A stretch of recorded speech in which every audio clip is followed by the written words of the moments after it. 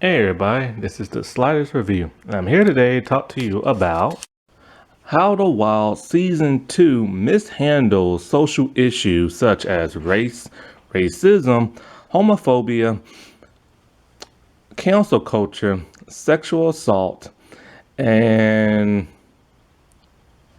male, I guess you could say male toxicness,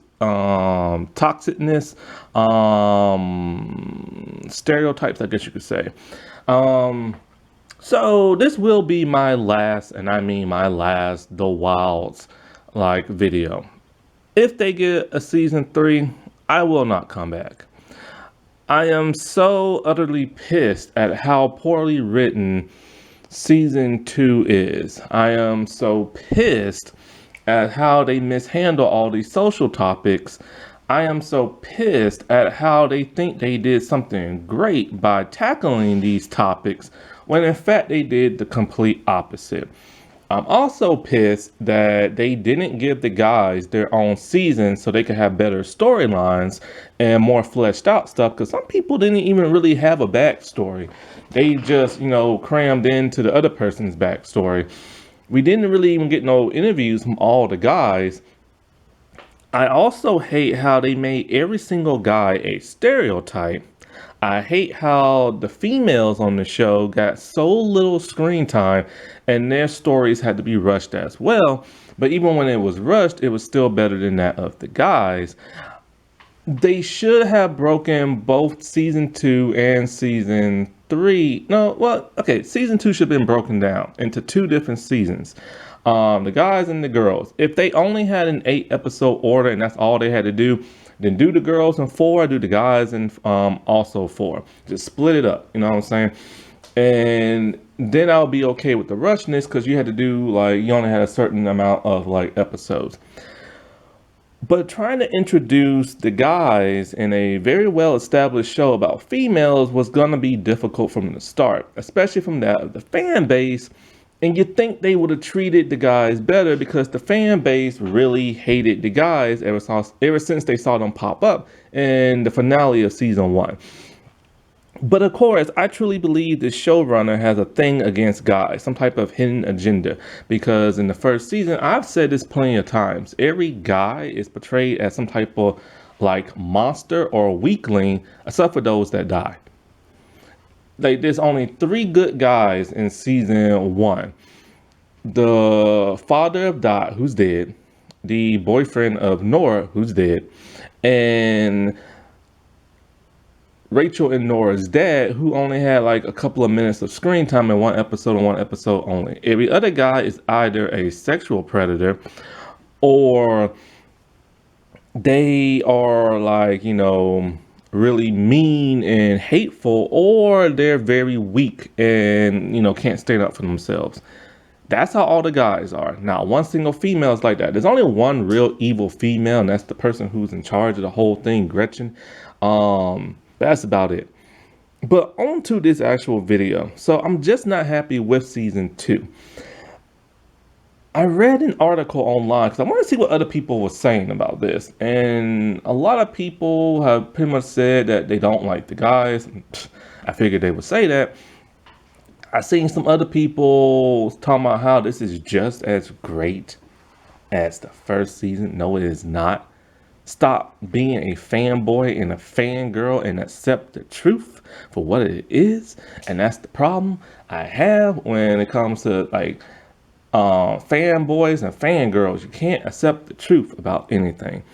And then I read an article online that talking about this show touches down and tackles homophobia, racism, this all kind of stuff. Oh, and sexual assault and this and that. I'm just thinking to myself, no, it didn't. It's mishandled every single last thing. In fact, I've in my reviews, I've touched down on those. I've even made separate reviews of all the guys and how they were mishandled. This show basically doesn't know how to write political social issues very well in this second season. Now, in the first season, when it comes to homophobia, yeah, they did an amazing job when it came to that of Shelby. Shelby is like the shiny definition of what homophobia is, and somebody who is closeted and comes out. She had a tragic backstory, one that has still resonated with so many people, and her acceptance of homosexuality in the LGBT community is beyond leaps and bounds. And then it's even further leaps and bounds when we get in the second season. She is the way you handle that. Now, on the topic of homophobia, the second season doesn't do it very well. The second season takes the only gay male on the show and they have him be Josie Smollett. They have him stage a hate crime. Basically, what it is that this like white male who's straight is upset because Ivan, who is the gay dude, got his coach fired for racism. He's upset about that, but he doesn't take his anger out on the actual gay dude, Ivan. However, what Ivan does is that Ivan doesn't like the fact that Kieran, the white dude, sympathized with the coach. He's all like, how can you accept racism and stuff like that? And the reason why Kieran is okay with it is because the coach, what we don't know, has helped his family out a lot when his family has struggled and stuff. He's basically like a second dad to that of Kieran. So Kieran can't see the racist side of him. He only sees the man that he knows. Now, I'm not defending, sorry about that, that was the phone. Now, I'm not defending racism at all. I can't stand it. If you ever watch my channel, you know I don't like racism. And the thing is that, so Ivan staged a hate crime. He recorded Kieran and it was Ivan who kept using the homophobic slurs. And he kept taunting Kieran, talking about, yeah, call me the F word. You know you want to call me that. You know you hate my people. You know you hate me and blah, blah, stuff like that. And Kieran's all like, no, I don't, and everything. Just leave me alone. And he will not leave him alone until he says the word. So, and like to make him actually leave him alone, Kieran says it in a lot of anger and rage because he just wants Ivan to leave him alone. And so when Ivan uploaded that video, he only showed the part where Kieran called him that word, but not him antagonizing him and stuff and instigating the entire thing. As a result, Kieran got expelled from school. The only reason how he came back is because Ivan's boyfriend didn't like what went on and he told the truth, which got both him and Ivan in trouble because, you know, what's his name? His boyfriend Luke was there and didn't try to stop it. Well, he did at first, but then he just let it happen. And so I'm thinking to myself, how does this tackle homophobia when it was the actual gay dude who started the whole thing? That's not a teachable lesson. Like, it will teach you not to stage and like a hate crime. That's the only thing it teaches you, but it doesn't tackle homophobia, especially not the way it did in the first season. And then, so like, when it comes to that of racism, it doesn't even tackle that properly. Now, with the way it tackled that of the whole Ivan and the racist coach who did blackface type thing, I'm okay with that. However, one thing I've noticed about this, Ivan and Scotty are the only two black characters that make up the male group. And for some bizarre reason, both guys have a problem with white, straight, cis male guys. It's never explained why. We never see them get harassed by white guys in their past when they're just like, you know, before the island stuff. Now, on the island, we do see like, you know, Kieran like joke around, stuff like that. But other than that, he's not really harassing them. He's just like joking around. So we don't really know what brings this on. This show wants to be clever and be all like, you know, oh, black people go through like problems and social issues and stuff like that, and let's be aware of that, but they don't explain what caused these two characters to be that way. And without any substance behind it, it's just poor, weak writing, and pathetic one at that. And so I have a problem with that. It's like, okay, I don't care if they have a problem with white dudes, just show why that is. And they never show why that is. And then we get to that of the character of Raphael. And the character of Raphael is a Mexican immigrant from Tijuana, and he goes to school in America. So he has to cross the border and stuff. And so they wanted to show how Mexican immigrants are treated unfairly that in America and stuff. However, they went about it the wrong way again. See, when he was late to an event that he has to go see his girlfriend for, now his girlfriend's Mexican too, and the family is also. So he's crossing the border and he's being impatient and he doesn't pay attention and he bumps into somebody else's car. The other person's car he bumps into happens to be another Mexican person from Mexico.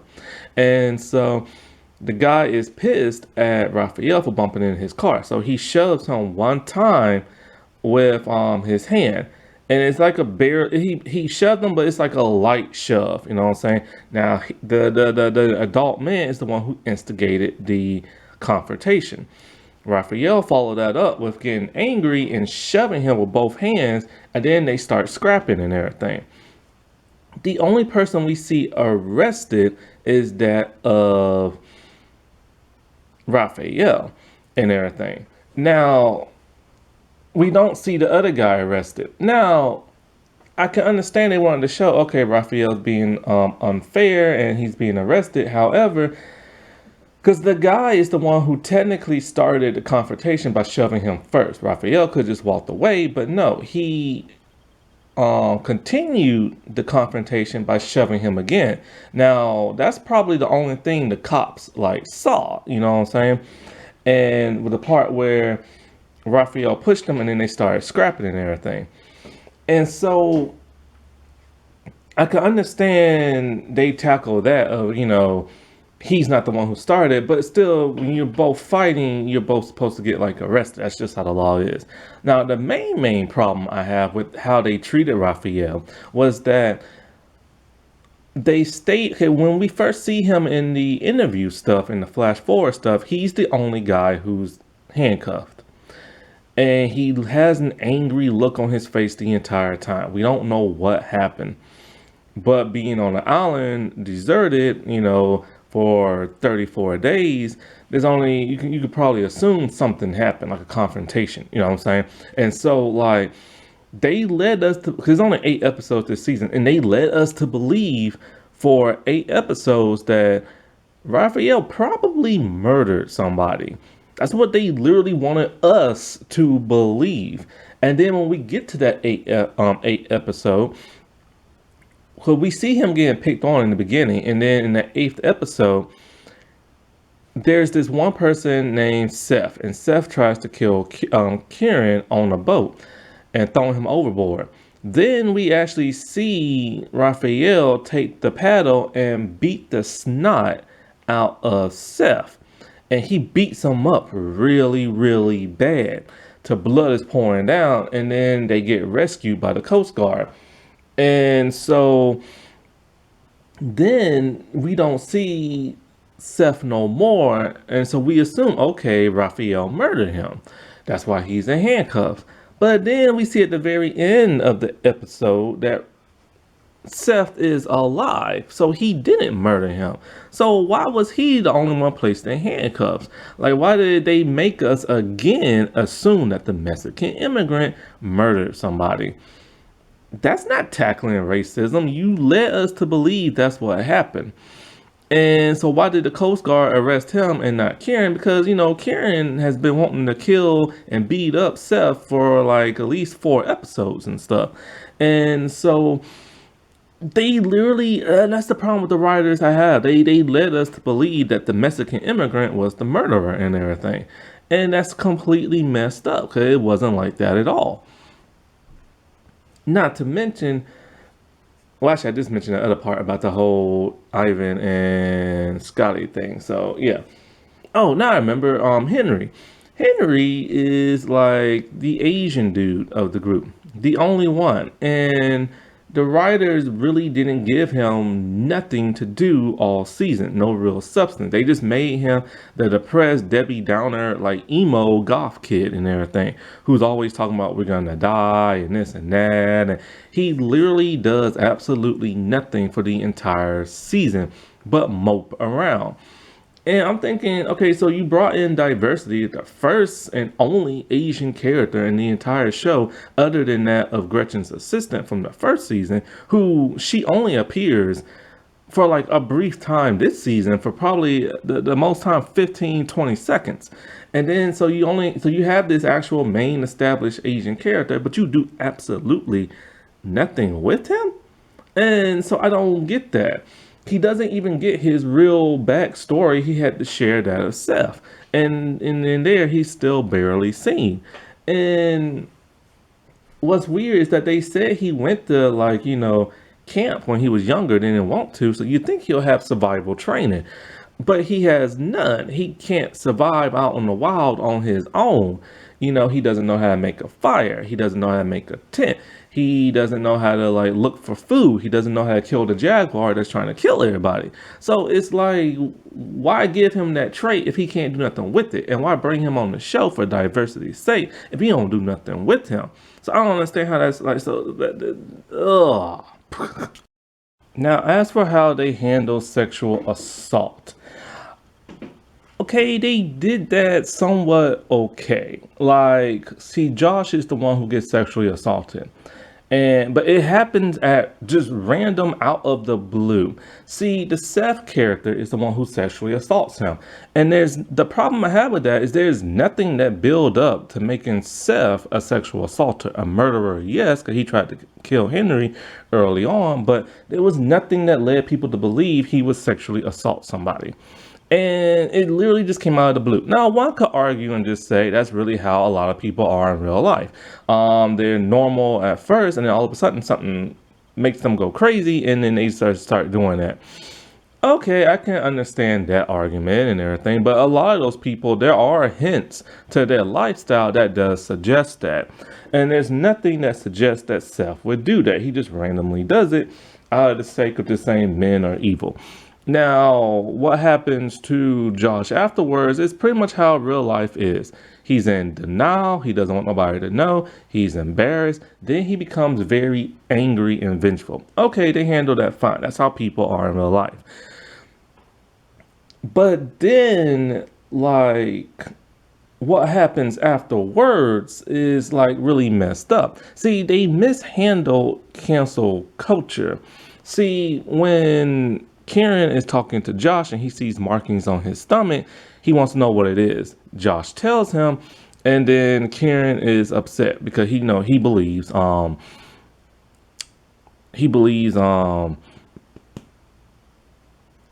Josh. Now, okay. Oh, I'm still on sexual assault. I'll get to cancel culture later. Okay, so he believes him. That's great. And then so he tells the rest of the group, and everybody believes him except for Raphael, the Mexican immigrant. Oh, by the way, let's throw that into Raphael as also. They made him the only person not to believe somebody got sexually assaulted on the island. So that's another interpretation that they screwed up when it comes to that of like, Mexican culture and stuff like that. Anyway, so he's the only person who doesn't believe it. Now, here's my thing I've been saying a lot whenever it comes to like shows that depict sexual assault. One, after somebody tells you, hey, I've been sexually assaulted, the first thing you automatically do, no matter what, is you believe them. I don't care who it is. I don't care what their race is, what their gender is, how old they are. You believe that it happened because nobody wants to believe when it happens. And that's why so many people keep it hidden. The second thing you do after you believe that person is you investigate. You investigate to see if it actually happened or not. Because there are people in life who will lie and everything. And the thing that this show did, that the same thing the sex lives of college students did, is that nobody investigated.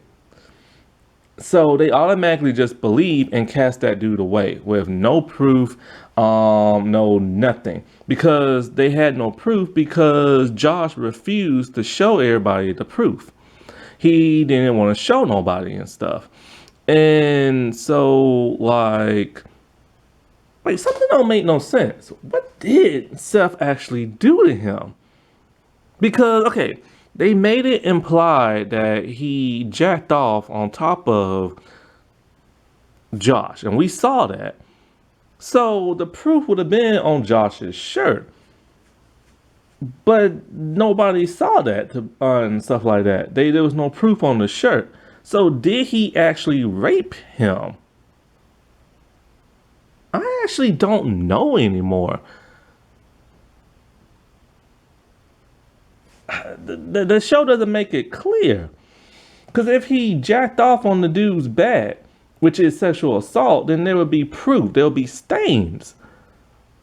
And then everybody would know it without but why did he have to lift up his shirt? See, that part is fuzzy about the show. So did he actually, I don't know what the world happened. Anyways, but yes, he got sexually assaulted, but they did not investigate whatsoever.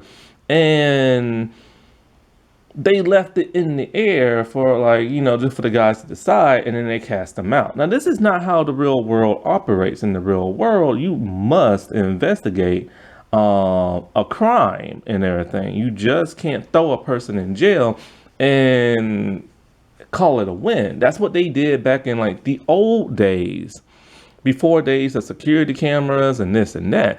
They just took people's word for it and cast people out. Salem witch trials, murder, all kind of stuff. Like in the 1700s, 1500s, 1800s, they never tried to figure out if a person actually did something or not.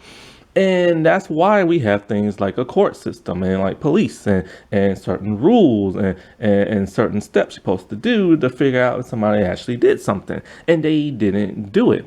So that was a mishandling of like sexual assault and then a person's innocence. Now we know Seth is not innocent because we saw it, you know what I'm saying?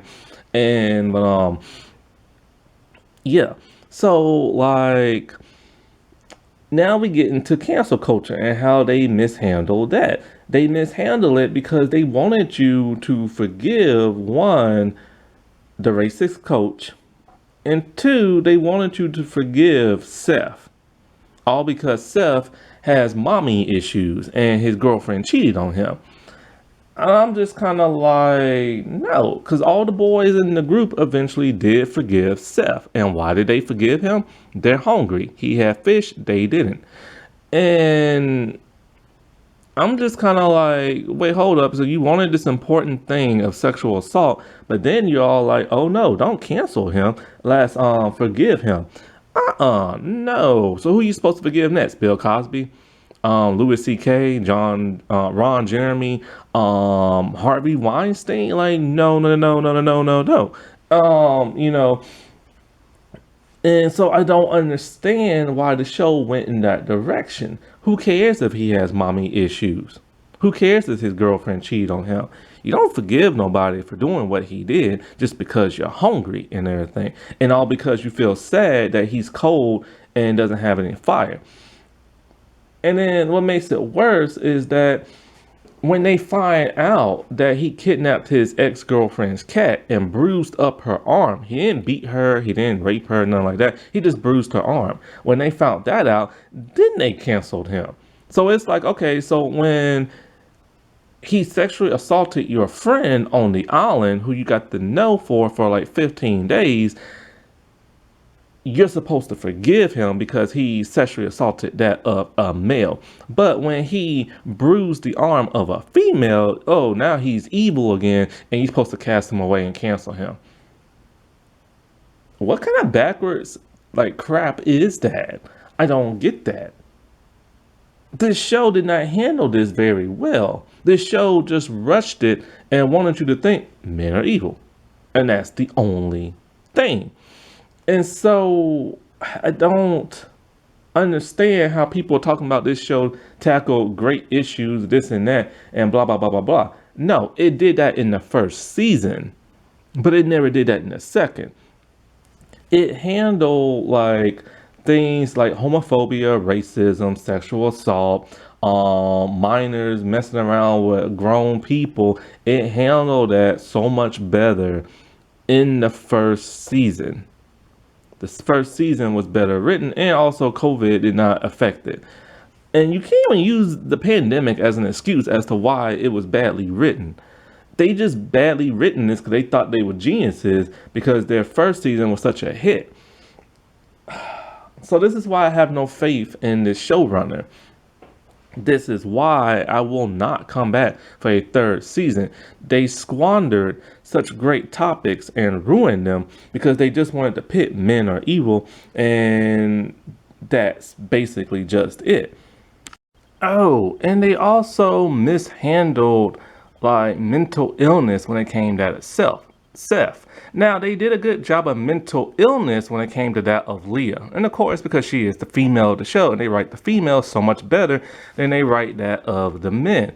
But when it came to Seth and his mental illness, basically they're just trying to say, oh, he's mentally ill, he's mentally disturbed, and so therefore he harms people, he tries to kill people, and he tries to sexually assault people. And that's such a interpretation of mental illness. Not every mentally ill person goes on a killing spree. Not every mentally ill person goes around and tries to assault people. And it's a problem we're having in society today when it comes to like a bunch of murders. They always want to blame it on mental illness. Or when somebody is accused of a crime, they always want to say they're mentally ill. And that isn't a lazy excuse people are using. And I can't believe the show is gonna try to acknowledge that in everything. And in the way they did. They never did that with Leah. Leah has never tried to murder nobody on the show. She has never tried to sexually assault nobody on the show. And so why are they gonna flip the script now that it's a male and say, oh, well, you know, that's what mentally ill males do. They just try to harm people and stuff. This show has a weird agenda and everything.